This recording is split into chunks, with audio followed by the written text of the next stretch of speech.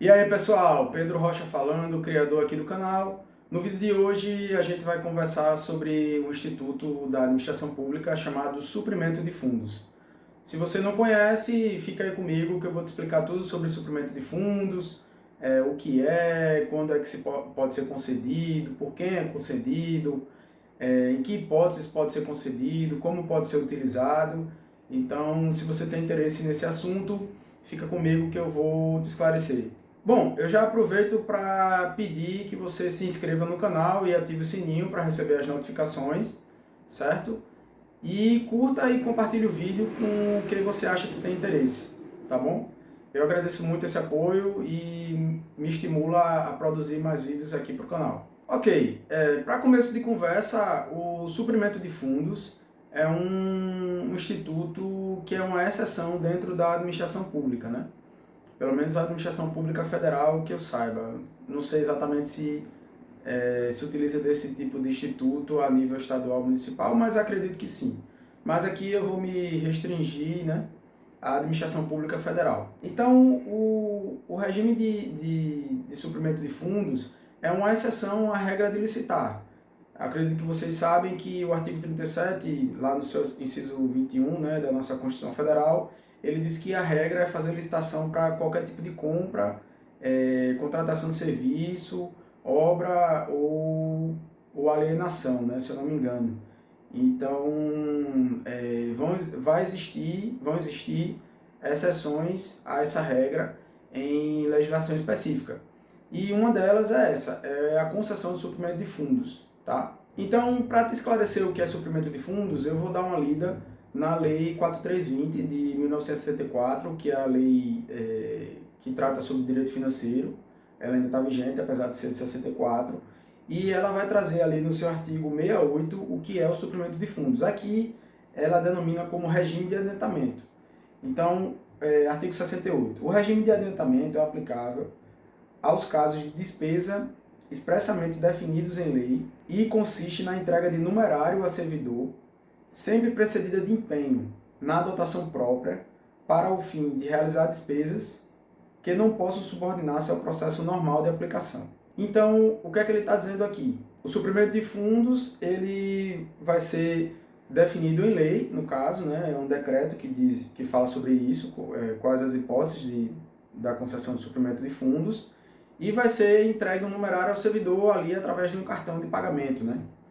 E vai ser sempre precedido de empenho, então sempre vai ter um empenho antes da entrega do suprimento de fundos, vai ser feita um empenho na dotação própria relacionada àquele tipo de despesa, e são para despesas específicas que não se subordinam ao processo normal de aplicação. Então vai ser uma exceção, digamos assim, à possibilidade de licitação. Então, supondo que aquele órgão precisa comprar determinado tipo de material e é uma questão urgente, ele pode se utilizar ali de suprimento de fundos, mas depois ele realmente, se for uma demanda que é urgente e ela é recorrente, o que é mais importante é que seja feita uma licitação para ficar atendendo aquela demanda de forma permanente, ok? A gente descendo aqui para o decreto 93.872 de 86, diz o seguinte, no seu artigo 45. Excepcionalmente, a critério do ordenador de despesa e sob sua inteira responsabilidade, poderá ser concedido suprimento de fundos a servidor, sempre precedido de empenho na dotação própria às despesas a realizar, e que não possa subordinar-se ao processo normal de aplicação, nos seguintes casos. Então, veja só, o decreto de 86, que é posterior à lei de 64, né, a lei 4320, ele já detalha um pouco mais o artigo 68 da lei, né? Então, nesse artigo 45 do decreto, ele diz que excepcionalmente, então, a critério de forma exceção, né, excepcional, a critério do ordenador de despesa. Então, vai haver um ordenador de despesa e sob sua inteira responsabilidade. O ordenador é quem é o dono do suprimento. Ele vai conceder a um servidor para executar essa tarefa, mas quem concede realmente o suprimento de fundos é o ordenador de despesa, tá? E aqui ele traz as hipóteses, são 3 incisos, que ele traz as hipóteses de concessão de suprimento de fundos, né? Hipótese 1. Para atender despesas eventuais, inclusive em viagens e com serviços especiais que exijam pronto pagamento. Então, digamos que um servidor da Receita Federal ele vai fazer uma inspeção, uma auditoria num canto, num local que é o interior, numa localidade do interior, e ele vai precisar custear alguma coisa que ele precisou comprar ali a título de cumprimento da missão dele, né? Então o carro quebrou, ele precisa comprar alguma peça, enfim. São despesas eventuais que surgem e aí ele vai poder ser utilizado suprimento de fundos, desde que esse suprimento já tenha sido concedido a ele, né? Pelo ordenador de despesa, tá? Esse seria um exemplo para o inciso 1. Para o inciso 2, quando a despesa deve ser efetivada, deve ser feita em caráter sigiloso, conforme se classificar em regulamento. Então, por exemplo, existem despesas que são sigilosas, como da ABIN, algumas despesas relacionadas ao Ministério da Justiça, investigações policiais, investigações criminais, enfim. Então, elas são sigilosas, e aí você pode conceder o suprimento de fundos para que a pessoa que vai precisar executar essa despesa, ela o faça através de suprimento, para que não fique claro ali no orçamento, né, o que é que vai ser feito. E isso tem que estar disposto, classificado em regulamento, tá? Então vai ter que ter um regulamento ali, ou uma portaria, eu acho que é uma instituição normativa interna do órgão, para dizer o que é essa despesa, que tipos de despesas serão de caráter sigiloso, né? E o tópico 3 seria para atender despesas de pequeno vulto, assim entendidas aquelas cujo valor em cada caso não ultrapassar o limite estabelecido em portaria do Ministério da Fazenda. Bom, esse limite ele vai ser concedido através do cartão de pagamento do governo federal, né? É um cartão, né, como se fosse um cartão de débito ou crédito, onde o dinheiro é adiantado e depositado.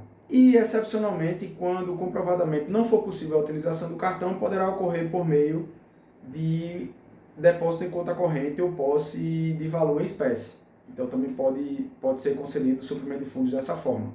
Mas, no geral, a regra é ser utilizado, o suprimento ele vai ser viabilizado através de um cartão de pagamentos, até porque fica mais fácil acompanhar e obviamente, sempre o servidor que tiver responsável pelo suprimento, ele vai ter que pedir nota fiscal para todas as operações que ele fizer com o cartão, né? Bom, então vamos ver aqui quando não será concedido o suprimento de fundos, né?